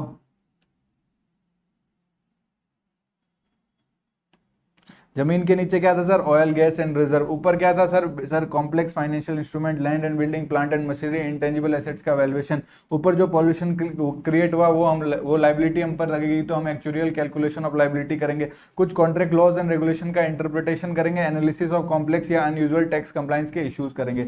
सुनो सर, एरियाज, सर हमने बोला कि sufficient and appropriate audit evidence चाहिए, तो अपने को ये ऑयल वाली जो मिल है, ऑयल वाली रिफाइनरी अपने को समझ में ही नहीं आ रही सर, तो इसमें आपको अंडरस्टैंडिंग लेनी है एंटिटी को। फाइनेंशियल स्टेटमेंट में कोई रिस्क है तो आपको कहां कहां ऑडिटर एक्सपर्ट असिस्ट कर सकता है? सर ऑडिटर एक्सपर्ट हमें इन चीजों में भी असिस्ट कर सकता है। जो ऐसे 315 का नाम जिन भी व्यक्ति को नहीं पता, तो मेरी बात सुनो, पहले देखेंगे और से आइडेंटिफाई करेंगे, आइडेंटिफाई करके और एसेस करेंगे किस चीज को? जो risk of material misstatement है। मटेरियल मिस स्टेटमेंट का मतलब 1000 बार समझा चुका हूं, और रिस्क का मतलब भी 1000 बार समझा चुका हूं। मटेरियल मिस स्टेटमेंट मतलब कोई इनकरेक्ट इन्फॉर्मेशन, फॉल्स इन्फॉर्मेशन या किसी चीज का ओमिशन हुआ है, जो मटेरियल है हमारे फाइनेंशियल स्टेटमेंट से, उसको गायब कर दिया, तो सर ये मटेरियल मिस स्टेटमेंट हो गई, बहुत भारी गलती हो गई। इसका रिस्क होगा सर, रिस्क किस पे होगा सर? हमारे risk of material miss statement होगा। तो आपको ऐसे आइडेंटिफाई करने हैं और उसे एसेस करने हैं, ऐसे risk of material miss statement को कैसे अंडरस्टैंड, मतलब कैसे आइडेंटिफाई और कैसे एसेस करोगे risk of material miss statement को? तो थ्रू अंडरस्टैंडिंग द एंटिटी। पहले एंटिटी को समझने का है, उसके एनवायरमेंट को समझने का है, इंक्लूडिंग इंटरनल कंट्रोल, वो भी लिख सकते हैं यहाँ पे, वो भी समझना है। तो identifying and assessing the risk of material miss statement through understanding of entity and its environment. तो सर आपको कहां कहां असिस्ट कर सकता है? सर आपको अगर ऑब्टेन करना है understanding of entity and its environment including internal control, तो आपको क्या लगेगा सर? ऑडिटर एक्सपर्ट की हेल्प ले सकते हो। आपको आइडेंटिफाई या एसेस करना है रिस्क ऑफ मटेरियल स्टेटमेंट ऐसे 315 के हिसाब से, तो आप वो भी कर सकते हो। बट एक बात बताओ, आपने रिस्क एसेस कर लिए 315 में, तो अगर किसी को भी पता होगा तो 330 में हम लोग रेस्पॉन्स करते हैं रिस्क को, जो रिस्क हमने एसेस किया है। सुनो सर, रिस्क कौन सा एसेस किया होगा? सर एक रिस्क हमको जो मिला होगा वो assessed risk at financial statement level होगा। क्या होगा? इधर आओ, assessed risk at FS level, और दूसरा वाला होगा एट असर्शन लेवल। ठीक है भैया, तो आप इनको तो आप इनको क्या करोगे सर, तो आप इन जो रिस्क है उनको आप क्या करोगे, रेस्पॉन्स करोगे, वेरी सिंपल। उसके बाद में आपको रेस्पॉन्स करोगे तो आपको ऑडिट एविडेंस मिल जाएगा, तो उनको इवेल्युएट करना पड़ेगा ना कि ये audit evidence sufficient and appropriate audit evidence है। सर अगर आप इधर देखो तो पहले क्या किया सर, आइडेंटिफाई और एसेस किया रिस्क ऑफ मटेरियल स्टेटमेंट, जो पॉइंट नंबर 2 है। पॉइंट नंबर 1 जो क्या है सर, ऑब्टेन करेंगे understanding of the entity and it's environment including internal control. फिर अपने को क्या करना है, ओवरऑल रिस्पॉन्स को डिटरमाइन करना है और इंप्लीमेंट करना है किस पे, response to assess risk at financial statement level. फिर आपको डिजाइन और करना है और परफॉर्म करने हैं फर्दर ऑडिट प्रोसीजर्स जिसपे आप एसेस रिस्क जो हुआ है उसको आप क्या करोगे, रिस्पॉन्ड करोगे एट असर्शन लेवल, और इवेल्युएट करना है कि जो ऑडिट एविडेंस मिला वो सफिशिएंट और अप्रोप्रिएट है, तो इवेल्युएट करोगे। सर ये तो ठीक था, इजी था टॉपिक, अभी तक मजा आया। अब आते हैं काम की चीज जो एग्जाम में 100% आने की संभावना होती है। अगर ऐसे 620 का क्वेश्चन बनाए तो इस पैरा में आने के बहुत अच्छे चांसेस है। तो ये हमारे दिमाग में होना चाहिए, दिल में भी होना चाहिए और जुबान में भी होना चाहिए, ठीक है। तो इस कंसेप्ट को हम लोग को अच्छे से याद रखना है। इवेल्युएट करना है adequacy of auditor expert work, जो ऑडिटर ने एक्सपर्ट है, जो ऑडिटर का एक्सपर्ट है, जो एक्सपर्ट है, जो उसका काम है सर आपको इवेल्युएट करना है वो एडिक्वेट है कि नहीं। तो उसके लिए सर आप मेरे 3 चीजों पर ध्यान देना। पहले यार उसने एक्सपर्ट ने कुछ फाइंडिंग और कंक्लूजन्स दिए होंगे, तो सोर्स डेटा यूज किया होगा। ये सर अपना हाथ बनाओ ऐसा और बताओ ये आपका क्या है, सोर्स डेटा। वो सोर्स डेटा में एजम्पशंस और मेथड डाल दो। तो अब अगर सोर्स डेटा में अपन ने यूज किया कुछ एजम्पशंस और मेथड्स, तो हमारे पास क्या आ गए सर, कुछ फाइंडिंग्स आ गए। सर वापस से करो, सोर्स डेटा में अपन क्या डालेंगे, एजम्पशंस और मेथड्स डालेंगे, और क्या आ गया सर, कुछ एक्सपर्ट की फाइंडिंग और कंक्लूजन्स आ गए, कुछ फाइंडिंग और कंक्लूजन्स आ गए। तो आपको इवेल्युएट करना है कि वर्क एडिक्वेट है कि नहीं है। तो जो आपकी फाइंडिंग और कंक्लूजन्स आए हैं, जो सिग्निफिकेंट एजम्पशंस और मेथड्स यूज किए और जो सोर्स डेटा आपने यूज किया है, तो आप उसमें एक एक करके चेक करो। पहले क्या चेक करोगे, जो एक्सपर्ट फाइंडिंग है वो रिलेवेंस है ना उस चीज का, वो उसका रीजनेबलनेस है ना। तो relevance and reasonableness of the expert finding, और वो कंसिस्टेंट होना चाहिए अदर ऑडिट एविडेंस से। जो आपकी फाइंडिंग्स आई उसका रिलेवेंस एंड रीजनेबलनेस आप देखो, और वो कंसिस्टेंट होना चाहिए दूसरे ऑडिट एविडेंस से। तो सर इसमें आपको कुछ स्पेसिफिक प्रोसीजर्स भी करने पड़ेंगे to evaluate the adequacy of the auditor expert work for the auditor purpose. तो सर आपको स्पेसिफिक प्रोसीजर्स करने पड़ेंगे। उसके साथ आपका स्पेसिफिक प्रोसीजर्स क्या होगा, जाओ और इंक्वायरी करो ऑडिटर एक्सपर्ट के साथ। मैं आपको इधर इधर डायग्राम से समझाता हूँ, ये डायग्राम आपको भी अपने कॉपी में बनाना है। स्पेसिफिक प्रोसीजर्स को फुल स्क्रीन पर देखो, मैं आपको समझाता हूं और मेरे को सुनो, ठीक है। स्पेसिफिक प्रोसीजर्स में इस पे आंखें दिखाओ। सर ये बंदा है सर ऐसे करके बैठा है, ऐसे ऐसे ऐसे करके बैठा है, ये क्या है सर, ऐसे मुंह बना के बैठा है, ये अपने आप को एक्सपर्ट बोलता है। तो हम एक्सपर्ट जो ऑडिटर का एक्सपर्ट है उसके साथ जाकर उसके पास जाएंगे और क्या करेंगे, इंक्वायरीज करेंगे। उसके बाद में एक्सपर्ट ने कुछ रिपोर्ट्स बनाए होंगे, कुछ पेपर्स बनाए होंगे, तो इन पेपर और रिपोर्ट्स का अपन रिव्यू करेंगे। सर इधर देखो एक्सपर्ट, उसके साथ जाके हमने इंक्वायरी की, फिर उसने कुछ पेपर और रिपोर्ट्स बनाए तो हमने उसका रिव्यू किया। सर इधर आओ, सर इधर आपने क्या बनाया, बड़ी बड़ी आंखें वाले, और उसकी हेडिंग देखो आप, एक्सपर्ट दूसरा, मतलब ये दूसरा एक्सपर्ट है, मतलब अदर एक्सपर्ट है। तो डिस्कशन करो ना दूसरे एक्सपर्ट्स के साथ। उसके बाद में अगर आप इधर देखो, ये नन्हे मुन्ने राय नहीं, ये मैनेजमेंट है। ये सर देखो ऐसे टेढ़े मेढ़े मुंह वाले जो लोग हैं ना, अपने आप को मैनेजमेंट बोलते हैं और ये कंपनी को मैनेज करते हैं। तो आपको मैंने बोला था जो पेपर और रिपोर्ट्स ऑडिटर एक्सपर्ट ने बनाई है, तो वो वाली रिपोर्ट्स यार इन मैनेजमेंट के साथ डिस्कस करो, वेरी सिंपल। और एक अपने को करेंगे कोरोबेटिव प्रोसीजर्स, जो मैं आपको बाद में समझाऊंगा, पर ये समझ लो, चलो समझा देता हूँ। कोरोबेटिव प्रोसीजर्स क्या होता है, अगर कोई भी मतलब कंक्लूजन्स पर आते हो या कोई भी आपको ऐसा एविडेंस है, मतलब उसको और सपोर्ट करना है, उसको कंफर्म करना है, तो आपको और प्रोसीजर्स करने पड़ते हैं। वो होते हैं कोरोबेटिव प्रोसीजर्स, जो मैं आपको डिटेल में और समझाऊंगा, मतलब कि क्या क्या इंक्लूड है हमारे कोरोबेटिव प्रोसीजर्स में।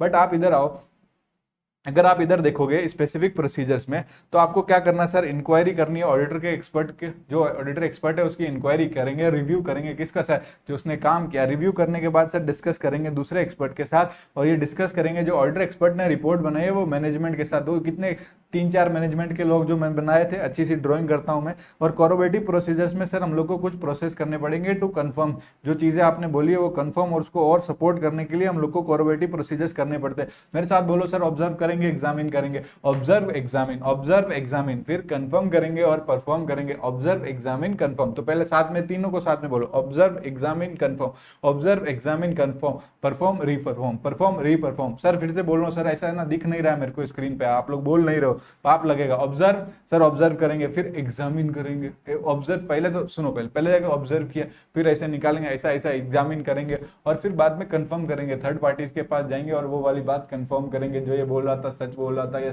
झूठ बोल रहा था, मतलब कंफर्म करेंगे जो भी रिलेवेंट मैटर है विद थर्ड पार्टीज।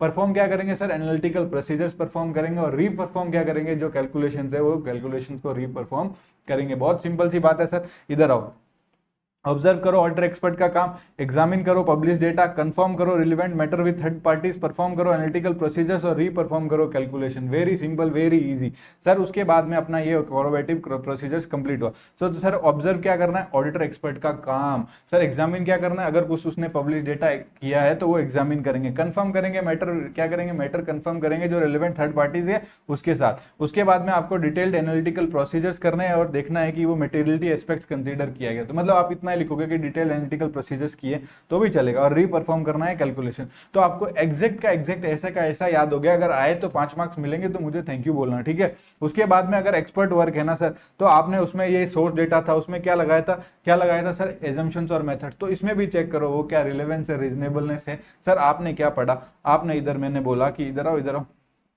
कि जो एक्सपर्ट की फाइंडिंग्स और कंक्लूजन है वो रेलेवेंस और रीजनेबलनेस होनी चाहिए, और अदर ऑडिट एविडेंस है उसकी कंसिस्टेंसी होनी चाहिए। फिर मैं आपको पढ़ा रहा हूँ use of significant assumptions and method, इसमें भी तो रिलेवेंस एजम्पशंस यूज होनी चाहिए और रीजनेबलनेस होना चाहिए।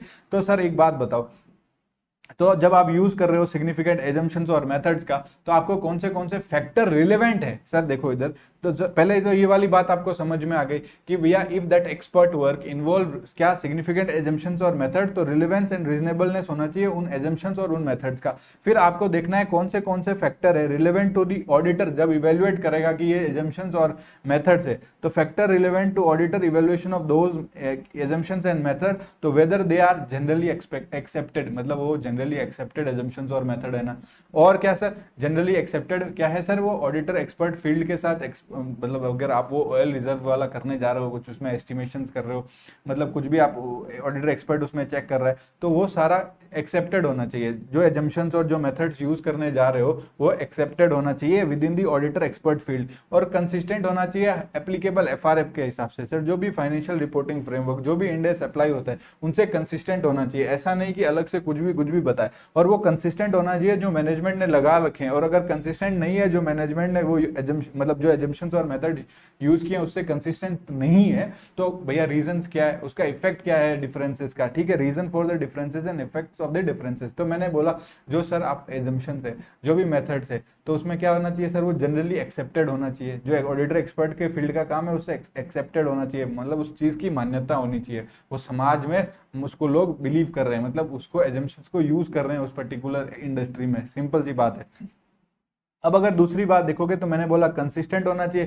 कंसिस्टेंट मतलब जो एप्लीकेबल फाइनेंशियल रिपोर्टिंग है उसके साथ कंसिस्टेंट होना चाहिए, और कंसिस्टेंट उससे होना चाहिए जो मैनेजमेंट ने यूज किए, और अगर नहीं है तो रीजन फॉर द डिफरेंसेस आपको बताना है। और डिपेंडेंट होना चाहिए on the used of specialized model, अगर कोई स्पेशलाइज्ड मॉडल है तो डिपेंड होना चाहिए उसी मॉडल्स पर, dependent on the use of specialized model. अगर एक्सपर्ट वर्क इन्वॉल्व करता है सोर्स डेटा, जो सोर्स डेटा है, तो उसमें मैंने बताया था वो भी रिलेवेंस होना चाहिए, कंप्लीटनेस होना चाहिए, रिलेवेंस, कंप्लीटनेस और एक्यूरेसी होनी चाहिए। सर रिलेवेंस, कंप्लीटनेस और एक्यूरेसी होनी चाहिए। तो आपको टेस्ट करना पड़ेगा सोर्स डेटा। सोर्स करोगे तो पहले वेरीफाई कर लेना जो ओरिजिन ऑफ डेटा है, और रिव्यू कर लेना डेटा। वेरीफाई करना ओरिजिन ऑफ डेटा और रिव्यू करना data for completeness and internal consistency. तो अगर आपने इधर देखा, तो अगर ये देखो, आपको इवेल्युएट करना है कि इसका वर्क, एक्सपर्ट वर्क जो है एडिक्वेट है कि नहीं। तो पहले रिलेवेंस एंड रीजनेबलनेस ऑफ और कंसिस्टेंसी होनी चाहिए एक्सपर्ट फाइंडिंग और कंक्लूजन्स में। रिलेवेंस और रीजनेबलनेस होना चाहिए जो सिग्निफिकेंट एजम्पशंस और मेथड्स है, इसमें रिलेवेंस होना चाहिए, एक्यूरेसी होनी चाहिए और कंप्लीटनेस होना चाहिए। और आप क्या करोगे, टेस्ट करोगे सोर्स डेटा, उसमें वेरीफाई करोगे ओरिजिन ऑफ डेटा को, और क्या चेक करोगे सर, और चेक करोगे, रिव्यू करोगे डेटा को। वेरीफाई करोगे ओरिजिन ऑफ डेटा को, रिव्यू करोगे data for completeness and internal consistency. तो आपका ये ऐसे का ऐसे पूरा याद कराने का मैंने पूरा कोशिश किया। अगर आपके ये क्वेश्चन आए तो प्लीज ये 5 नंबर में से 5 नंबर लेके आना, इसमें 1 नंबर भी नहीं कटे। एक ऐसे 620 कोट कर देना और उसमें बता देना कि ये किस लिए ऐसे 620 है, नाम आप भूलोगे नहीं, और ये वाला क्वेश्चन आपके एग्जाम में आने के पूरे चांसेस रहेंगे। किसी भी अटेम्प्ट पे आप एग्जाम दे रहे हो, अगर 620 का क्वेश्चन आता है तो ये वाला क्वेश्चन आने के बहुत हाई चांसेस होते हैं। सर सुनो, इवेल्युएट करना है कि वर्क एडिक्वेट है और आपको पता चला कि ये वर्क एडिक्वेट नहीं है, तो भैया एक्सपर्ट भैया इधर आओ और काम करो सर। तो एक्सपर्ट भैया के साथ एग्री करेंगे, agree with the expert on nature and extent of further work to be performed by that expert. भैया आप फर्दर वर्क परफॉर्म करो, तो एग्री कर लेंगे एक्सपर्ट के साथ क्या नेचर होगा और किस एक्सटेंट तक फर्दर वर्क परफॉर्म किया जाएगा उस एक्सपर्ट द्वारा। उसके बाद में जब परफॉर्म हो रहे हैं फर्दर वर्क, तो ऑडिटर क्या बैठेगा?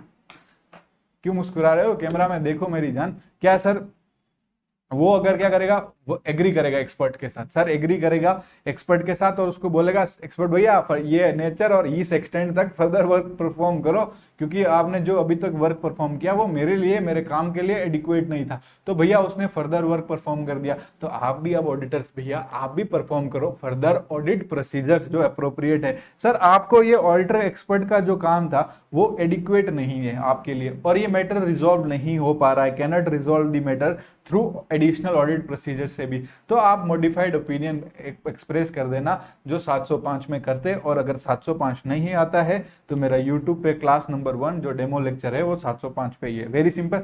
अब आपको देखना है competence, capability and objectivity of auditor. Competence check करना है, कैपेबिलिटी चेक करना है, ऑब्जेक्टिविटी चेक करना है ऑडिटर की। तो सर मेरी बात सुनो, ये सारे मैटर है जो अपने को सिग्निफिकेंटली अफेक्ट करते हैं कि मैं ऑडिटर का काम मेरे लिए एडिक्वेट होगा क्या। तो पहले बात, ऑडिटर का काम अगर एडिक्वेट हो इसका मतलब ऑडिटर भी तो अच्छा होना चाहिए, कंपिटेंट होना चाहिए, कैपेबिलिटी होनी चाहिए और ऑब्जेक्टिविटी होनी चाहिए। तो सर ऑब्जेक्टिव मतलब बायस नहीं होना चाहिए, कॉन्फ्लिक्ट ऑफ इंटरेस्ट नहीं होना चाहिए। कैपेबिलिटी मतलब सर कैपेबिलिटी पहले अपन समझते हैं, कंपिटेंस मतलब उसके पास लेवल ऑफ एक्सपर्टीज होना चाहिए, उसका नेचर और लेवल ऑफ एक्सपर्टीज देखेंगे, मतलब उसके पास कोई क्वालिफिकेशंस वगैरह होनी चाहिए, इंजीनियर वगैरह होना चाहिए, सर वो रिसर्च कंडक्ट कर सके, मतलब कंपिटेंट बंदा होना चाहिए। अरे कंपिटेंट तो है, डिग्री तो है, पर क्या उसके पास कैपेबिलिटी भी है कि वो एक्सरसाइज करे उस कंपिटेंस को। तो ability of auditor expert to exercise that competence. Sir मुझे पता करना है और ऑब्टेन करना है ऐसे इंफॉर्मेशन जो उसके बाद जिससे मुझे पता चले इसके कंपिटेंस, कैपेबिलिटी और ऑब्जेक्टिविटी के बारे में।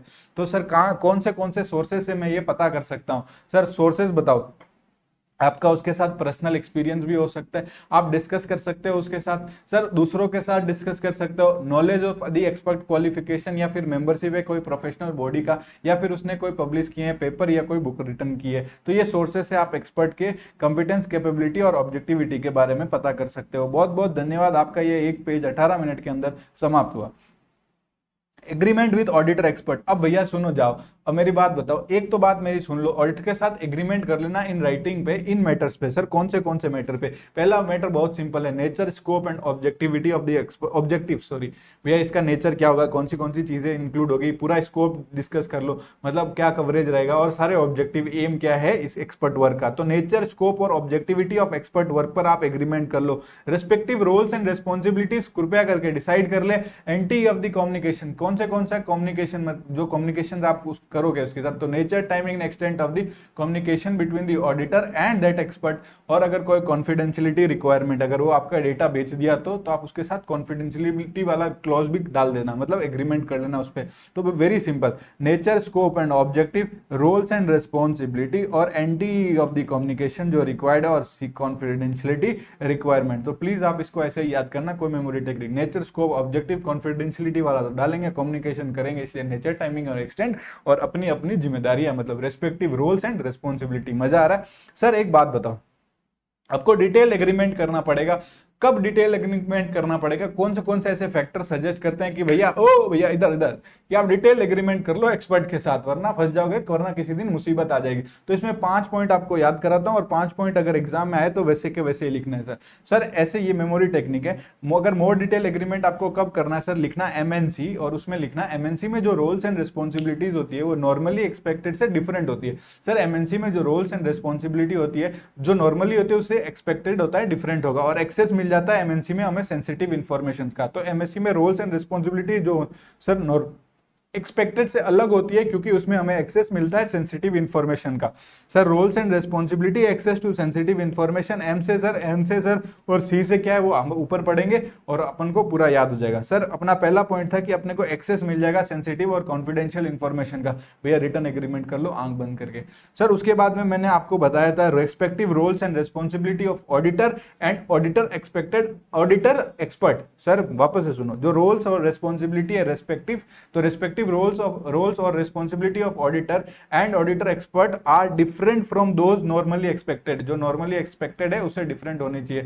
सर ये अपने दोनों पॉइंट कंप्लीट हो गए। उसके बाद में सर मैंने कहा था MNC, एम से सर मल्टी जुरिडिक्शन लीगल और रेगुलेटरी रिक्वायरमेंट अप्लाई होती है, मतलब दूसरे जुरिडिक्शन, दूसरे देशों का जुरिडिक्शन, या फिर अगर कंट्री में है तो भी बहुत सारे लेवल का जुरिडिक्शन लीगल और उसका मल्टी जुरिडिक्शन क्या है, लीगल और रेगुलेटरी रिक्वायरमेंट आप पर अप्लाई होता है। मैटर जो है उसको रिलेट करता है, वो हाईली कॉम्प्लेक्स है, मैटर जो है वो रिलेट करता है उस काम से जो हाईली कॉम्प्लेक्स है और ऑडिटर ने कभी प्रीवियसली यूज नहीं किया, वर्क जो परफॉर्म किया उस एक्सपर्ट ने। सर एम से मल्टी जुरिडिक्शन, एन से सर वो मैटर क्या है सर जिससे ऑडिटर एक्सपर्ट का काम रिलेट करता है वो हाईली कॉम्प्लेक्स है, और सी से हो गया, एन से सर उसने ऑडिटर ने प्रीवियसली यूज नहीं किया वर्क जो परफॉर्म किया है हमारे एक्सपर्ट ने। तो रोल्स एंड रेस्पॉन्सिबिलिटी और एक्सेस टू सेंसिटिव इंफॉर्मेशन, इसमें अपने को डिटेल एग्रीमेंट बना लेना, क्वेश्चन आता है, आएगा तो 5 नंबर देके जाएगा, ठीक है। सर रेफरेंस दे सकते हैं क्या, ये भी एग्जाम में आता, ये भी देखो this is the revision and I will be focusing you towards कि भैया ये चीजें एग्जाम में ज्यादा पूछी जाती है तो ये तो दिल दिमाग जुबान सब में ऐसा फिट कर लो, और बाकी चीजों जो है उसको अपन थोड़ा नॉर्मल लेके भी चल सकते हैं, ठीक है। तो एग्जाम वाली बात तो मेरे से रुक के वो भी मैं बता देता हूँ, वही सिंपल सी बात है, बाद में नहीं मैं सोचते ना कि लास्ट टाइम बताएं, निकल जाती है तो बता दिया। तो sir reference to an auditor expert work, expert की जब आप ऑडिटर रिपोर्ट बना रहा है, अपनी ऑडिटर अपने रिपोर्ट बना रहा है तो ऑडिटर एक्सपर्ट के काम को वो रेफर कर सकता है क्या, अगर ऑडिटर रिपोर्ट में आप अनमोडिफाइड ओपिनियन दे रहे हो, और अगर आपको ये नहीं पता अनमोडिफाइड ओपिनियन नहीं पता 705 जाके देखो प्लीज, 705 जाके चेक करना, इसीलिए मैं अपने क्लास में भी 700 ही पहले ही पढ़ाया था, ठीक है। तो सर आपको रेफरेंस देना है ऑडिटर एक्सपर्ट का, तो सर क्या हम लोग उसका मेरे को कंसेप्ट पे आओ, ऑडिटर रिपोर्ट में अनमोडिफाइड ओपिनियन गया है, ऑडिटर रिपोर्ट में अनमोडिफाइड गया है तो रेफर मत करना ऑडिटर एक्सपर्ट को ऑडिट रिपोर्ट में। पर लॉ और रेगुलेशन अगर जबरदस्ती बोल रहा है, बोलता है required by laws and regulation, अब लॉ अगर कुछ ऐसा स्पेसिफिकली बोलता है कि इस आप रेफर कर दो, तो याद रखना हम ये लाइन डालेंगे और इंडिकेट करेंगे कि ये रेफरेंस से ऑडिटर की जिम्मेदारियां रिड्यूस नहीं होती।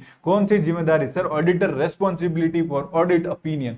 सर ये था ऑडिटर रेफर नहीं करेगा, कब नहीं करेगा, जब रिपोर्ट में वो अनमोडिफाइड ओपिनियन दे रहा है। सर ऑडिटर क्या रेफरेंस दे सकता है जब वो मॉडिफाई कर रहा है ऑडिटर ओपिनियन, जी हाँ वो दे सकता है, पर उसमें वो इंडिकेट कर देगा कि such reference does not reduce the auditor responsibility, your concept is over and I hope it's very much clear.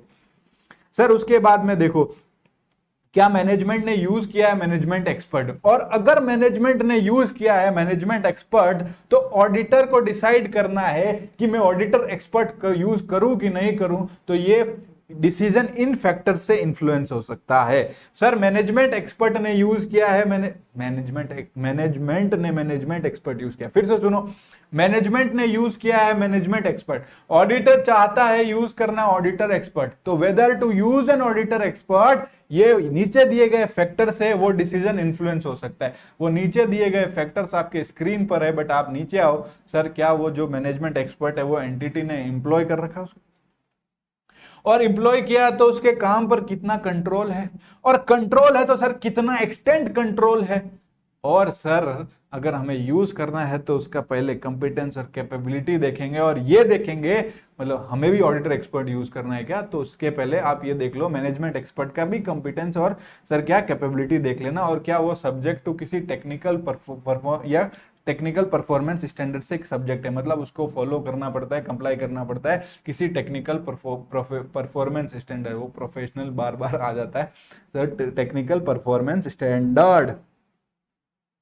तो सुनो sir, whether management has used a management expert, auditor decision on whether to use an auditor expert may be influenced by these factors. Sir क्या वो उसको management expert को employ किया है, क्या employ किया, तो पॉइंट नंबर 5 को देखो, क्या उस पर कोई कंट्रोल है क्या एक्सपर्ट के काम पे, और सर कंट्रोल है तो सर किस हद तक है, पॉइंट नंबर 2 को देखो, और पॉइंट नंबर 4 कंपिटेंस और कैपेबिलिटी, और क्या मैनेजमेंट एक्सपर्ट है वो सब्जेक्ट टू किसी टेक्निकल परफॉर्मेंस स्टैंडर्ड से सब्जेक्ट है, मतलब उसको कंप्लाई करना पड़ता है। बहुत सही, आपका चैप्टर कंप्लीट है अभी, मतलब आपका रिवीजन एकदम अच्छा, अभी मतलब सारी काम की चीजें हो गई। अब ये फालतू का ये कॉलम है, इसको भी अभी 2 मिनट में उड़ा देते हैं। सर इवेल्युएट करना है significance of threat to the objectivity. Objectivity मतलब बायस नहीं होना चाहिए, इन्फ्लुएंस नहीं होना चाहिए, फेवरेटिज्म नहीं करना चाहिए, कॉन्फ्लिक्ट ऑफ इंटरेस्ट नहीं होना चाहिए। तो सर आपको देखना है ये ऑब्जेक्टिविटी मेंटेन होना चाहिए। तो ऑब्जेक्टिविटी अगर मेंटेन करनी है, इवेल्युएट करो objectivity of an auditor expert. तो आपको इवेल्युएट जब करोगे तो उनको इंक्वायर कर लो। इंक्वायरी करोगे किस चीज से, सर कोई ऐसे रिश्ते, कोई रिलेशनशिप या कोई ऐसे इंटरेस्ट है क्या जो अफेक्ट कर सकते हैं ऑडिटर एक्सपर्ट की ऑब्जेक्टिविटी को, तो ऐसी चीजें इंक्वायर कर लो और उसके साथ जाके डिस्कस करो कि अपने पे अगर कोई थ्रेट टू दी ऑब्जेक्टिविटी है तो क्या सेफगार्ड लगाएं, और इवेल्युएट कर लो जो सेफगार्ड लगाएं वो एडिक्वेट है और इससे ये थ्रेट्स रिड्यूस हो जाता है to an acceptable level. Sir interest और रिलेशनशिप जो रिलेवेंट है टू डिस्कस ऑडिटर एक्सपर्ट, तो उसमें क्या है सर, फाइनेंशियल इंटरेस्ट भी हो सकता है, कुछ बिजनेस और पर्सनल रिलेशनशिप भी हो सकती है, और provision of other services. Nature, timing और एक्सटेंड क्या ऑडिट प्रोसीजर्स का किस पे डिपेंड होगा, तो सर मेरी बात सुनो, आपको जब आप डिसाइड करते हो when using the work of auditor expert, तो आपको कुछ नेचर, टाइमिंग और एक्सटेंट ऑफ ऑडिट प्रोसीजर्स भी डिसाइड करना पड़ता है। तो आप जब डिटरमाइन कर रहे हो एनटीई, तो सर आप क्या करोगे, नेचर ऑफ द मैटर ऐसा पढ़ना, नेचर ऑफ द मैटर, उसमें रिस्क क्या है, risk of material miss statement, और उस मैटर का जो है सर उसका significance of that expert work, जो काम किया उसका एक्सपर्ट ने जो वर्क किया, जो काम किया, उसका significance, nature of the matter, risk of material misstatement in the matter, और सर जो उसने काम किया उसका सिग्निफिकेंस, और जो ऑडिटर का नॉलेज और एक्सपीरियंस है with the previous work performed by that expert. तो आप इसको देख लेना, इसमें इतना कुछ है नहीं, जो है काम की चीज यहाँ पे है। सर ऐसे फैक्टर सजेस्ट करो जो हमें सजेस्ट करेंगे कि आप एक्सटेंसिव ऑडिट प्रोसीजर्स करो। किसमें, जब आप डिसाइड कर रहे हो एनटीई, तो आप एक्सटेंट ऑडिट प्रोसीजर्स करना। सर डिसाइड तो कर लिया आपने, अब यूज कर रहे हो, तो वो आपको कह रहे हैं सर हमें कब परफॉर्म करने चाहिए एक्सटेंसिव प्रोसीजर्स। भैया कोई मैटर सिग्निफिकेंट मैटर है, कोई मैटर सिग्निफिकेंट मैटर है और ये प्रीवियसली यूज नहीं किया, auditor has not previously use the work of expert, और उसको कोई प्रायर नॉलेज नहीं है एक्सपर्ट के कंपिटेंस, कैपेबिलिटी और ऑब्जेक्टिविटी का, और परफॉर्म कर ऑडिटर एक्सपर्ट जो परफॉर्म कर रहा है प्रोसीजर्स, वो इंटीग्रल टू ऑडिट है, मतलब एसेंशियल टू ऑडिट है, बहुत जरूरी है उसके लिए। और एक्सटर्नल ऑडिटर, एक्सटर्नल जो एक्सपर्ट है वो किसी भी जो फर्म की क्वालिटी कंट्रोल प्रोसीजर्स है वो उसको फॉलो नहीं करना पड़ता, मतलब he is not subject to firm quality control policies. तो आप इसको याद रखना। उसके बाद में कंसीडर, जब डिसाइड करना है यूज ऑफ ऑडिटर एक्सपर्ट, तो क्या क्या चीजें कंसीडर करोगे, पहले ये कंसीडर करना कि मैनेजमेंट ने भी यूज किया है क्या management expert, nature and significance of the matter, risk of material misstatement in the matter, और क्या हमको कोई अल्टरनेटिव सोर्स ऑफ एविडेंस भी अवेलेबल है क्या। ये वेरी सिंपल 4 पॉइंट्स इसमें आ गई। आप ये चीजें, ये वाला पैरा ध्यान से देखना, ठीक है। बाकी तो मैंने question as a question mark कर दिया, तो आपका ये पूरा रिवीजन भी कंप्लीट हो गया एसए 620 का, ठीक है।